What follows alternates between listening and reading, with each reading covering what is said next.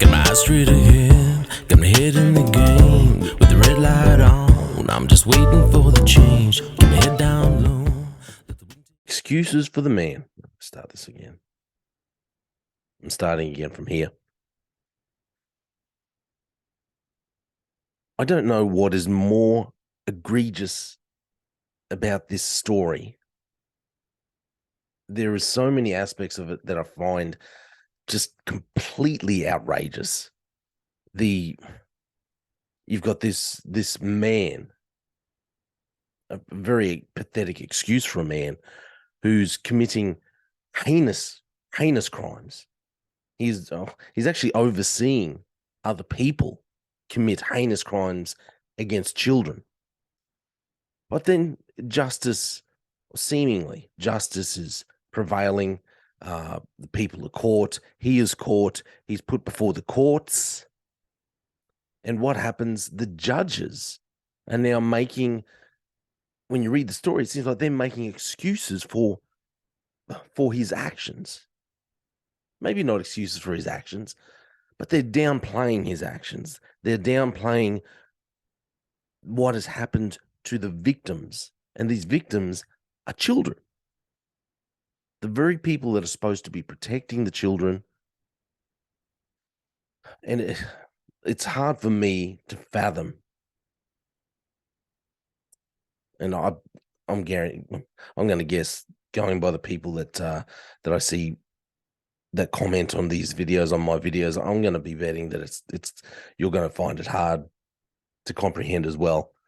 We'll read through this together.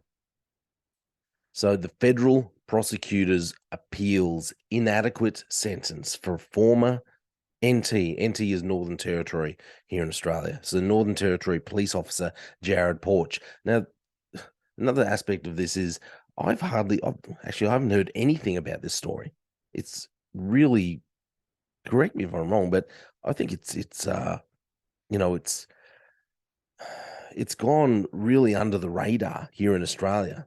And it's pretty, here's a picture of him here. Jared Porch. So he's pleaded guilty to 12 offences earlier this year. Northern Territory police officer. The Commonwealth is appealing the sentence handed to a former NT police officer who groomed men and offered them money in exchange for sexually explicit videos that included children, labeling it manifestly inadequate. So obviously this warning here. So Jared Porch, serving police officer at the time of his offending, was sentenced to 4 years and 9 months in prison. 4 years, 9 months, with a minimum term of 18 months in the Alice Springs Supreme Court earlier this year. How pathetic is that sentence? Pathetic. So Porch pleaded guilty to 12 separate charges, including transmitting, soliciting, possessing, or controlling child abuse material following a tip-off from the US and an AFP raid of his home in 2021. In the Northern Territory Supreme Court in Darwin on Monday, a team of Commonwealth lawyers from Melbourne stated Porch's reprehensible and extremely grave offences took advantage of vulnerable people and that general deterrence was paramount in the original sentencing. In the Commonwealth submission, lawyers told the court that despite the original sentencing, Justice Judith Kelly finding the offending was sexually motivated, manipulative, and almost exclusively aimed at corrupting other adults into procuring children to participate in sexually explicit material. An extremely low sentence had been handed out. You would have to wonder why this Justice Judith Kelly, how can she, knowing the offences that were acted upon, knowing the kind of person this is, and then she goes and hands out such a low sentence? Got to wonder what's going through her little pea brain. The court heard the sentencing judge found that a significant amount of the offending had involved the corruption and exploitation of Aboriginal people over a 16-month period beginning on July 31, 2020. Let's go on here. The court heard that during the original court proceedings, Justice Kelly was mistakenly told by lawyers the maximum sentence for charge 7, the gravest offence, was 15 years in prison instead of 20. So it's actually 20 years in prison. That charge involved Porch paying a father living in a community in Central Australia up to $250 on 3 occasions for explicit videos of him performing sexual acts on his sleeping son. The court heard that when the father expressed objection, saying, "Oh, look, it's my son,"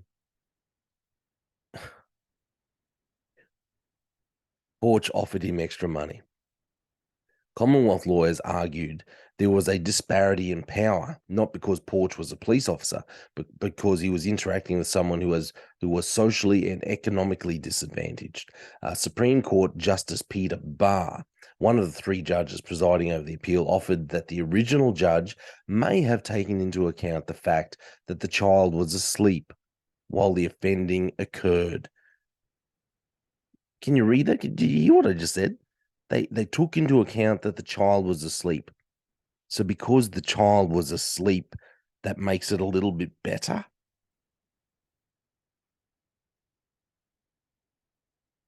It's, I've like I said, I don't know what part of this story is. I've, I don't know what part of this story is more outrageous. The actual offences, or the way these judges are looking at it, may have taken into account the fact that the child was asleep while the offending occurred. What kind of excuse is that? That's dumb. That's the dumbest reason I have heard. Anyway, let's keep going on.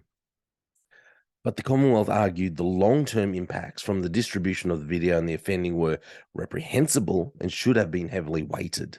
Exactly. The offending occurred at the behest of a serving police officer who's entrusted to protect children.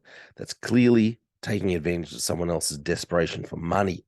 The court heard Porch was sentenced to a further 12 months to be served concurrently. Further 12 months, whoop-de-doo, for the 11 other charges, which included grooming, obtaining child abuse materials, soliciting sexualized videos, and posing as a young female called Paige. I honestly got to say, I'm surprised that that's even an offence now, when we can all identify as whatever we want. Here in Queensland, literally change your birth certificate. I can go in and change my birth certificate to say I'm a female. Don't have to have any surgery. Don't even have to shave my face. So it's hard to see how this offense is going to be able to stand up in the future, posing as someone else. Anyway, these charges carry a maximum penalty of 15 years each. Why wasn't this clown given at least a 15-year, 20-year penalty? Stay in prison. The court heard Porch was charged with grooming 6 other people and convincing them to find children for him to engage in sexual activity with a focus on young boys aged around 14 and a preference for Aboriginal children. He was also found guilty of soliciting sexualized videos on 24 occasions. In their submission, the Commonwealth argued there was no mitigating factors put to the court, such as a bad childhood, ill health, or a physical disability. No mitigating factors. He's just a pervert. Acting on behalf of Porch, Darwin lawyer said Justice Kelly's sentencing was textbook and did not reflect any errors. Didn't reflect any. Anyway, he argued Justice Kelly gave way to the fact that Porch was entering a prison system that was a shambles and would not offer him any help. This is the state of our society now, where we're supposed to be offering pedophiles help in prison. The pedophiles need to change their behavior. They need to go in there scared. This is infuriating. He also said Justice Kelly took Porch's remorse and a witness statement into account during her sentencing. You got to wonder who's making a witness statement for a pedophile. And why? This Justice Kelly, why would she? I mean, seriously? Infuriating. Commonwealth argued a longer sentence was an important deterrent and would serve as a better protection for the community. However, Justice Jenny Blockland, also presiding over the appeal, said the argument disregarded the realities of the Northern Territory justice system. That's not reflective of the reality of the Northern Territory, given our recidivism rates, particularly for people who have been in prison, she said. Doing the time may cause the crime. Are these judges making excuses? They're making excuses for the pedophile. I mean, do you see what she said here? Justice Jenny Blockland. Argument disregarded the realities of the Northern Territory justice system. Whose fault is that? So what, the rest of the public have to pay the price because the Northern Territory, the federal government basically, can't get the justice system in order? And because he might come back, because they've got, given recidivism rates, which just means keeps reoccurring. They just keep going back, particularly for people who've been in prison. Well, they're trying to compare him to other criminals who have been in prison and just keep coming back. So doing the time may cause the crime. She's making excuses for him. She's allowing for him to come back into society earlier. Instead of protecting the children, these judges are protecting the pedophile. Tell me I'm wrong. Tell me I'm wrong. They're not protecting the children. They're not protecting the victims. They don't give a damn. Sorry to use harsh language. They don't. They don't give a crap about the victims. They are protecting the pedophile. That's what they're saying here.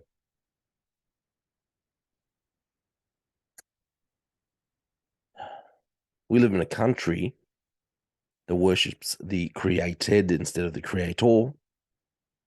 We live in a country that denies God. I know there's people on here who don't like me talking about God, but this is what happens. You just have fools. You have people who cannot make a wise decision. They cannot think clearly. And then they go and protect the pedophile instead of helping protect the child. He was asleep, so maybe it wasn't as bad. Freaking idiots. I'm out. They just fuel a desire that will take me higher. I'm on fire because nothing's going